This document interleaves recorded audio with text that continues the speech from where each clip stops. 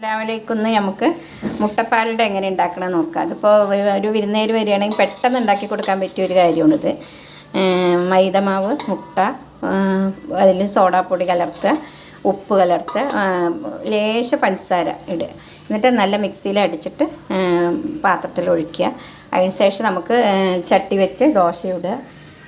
ദോശ ചുട്ടിട്ട് അതെടുത്ത ശേഷം ഇതാക്കി കാണിച്ചു തരാം. ഗ്യാസ് കത്തിച്ചിട്ട് ദോശ ചട്ടി വെക്കുക. നമുക്ക് ചട്ടി ചൂടായ ശേഷം മാവ് ഒഴിക്കാം. എന്നിട്ട് അതൊന്ന് ചുറ്റിച്ച് കൊടുത്താൽ മതി.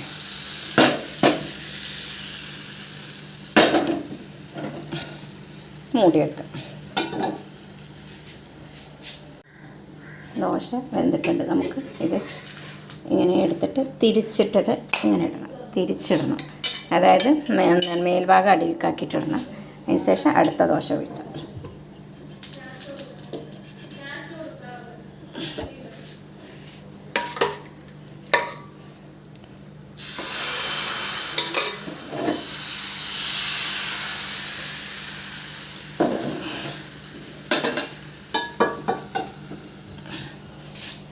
നമുക്ക് ഇതിലേക്ക് ഇതെടുത്തിട്ട് ഇതിടുക. അതിന് ശേഷം ഈ അരികും മടക്കുക,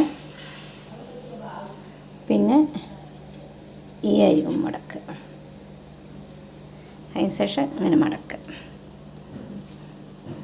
അല്ലെങ്കിൽ ഒരു ഭാഗം മടക്കിയിട്ട് വെച്ചാലും മതി. എങ്ങനെ വേണമെങ്കിൽ ഇനി മടക്കാണ്ട് വെച്ചാലും കുഴപ്പമൊന്നുമില്ല. ഇതിങ്ങനെ മടക്കിയത്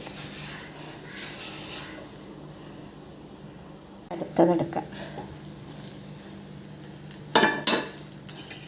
അതിനുശേഷം ഇങ്ങനെ മറിച്ചിടുക. മറിച്ച ശേഷം പിന്നെ അടുത്തത് നമുക്ക് വീഴ്ത്തി വെക്കാം, ഒഴിച്ച് വെക്കാം.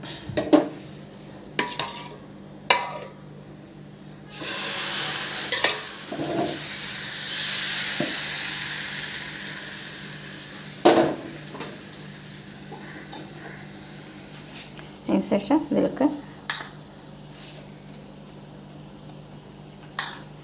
ഏലക്കായും തേങ്ങയും പിന്നെ പഞ്ചസാരയും കൂട്ടിയതാണിത്.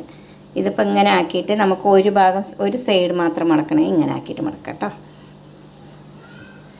അങ്ങനെയും ഭംഗിയുണ്ടാവും കാണാൻ.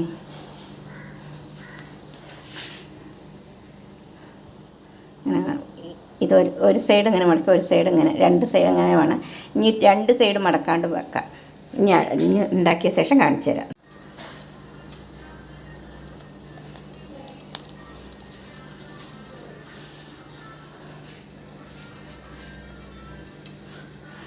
മുട്ടപ്പാലട തയ്യാറായിട്ടുണ്ട്.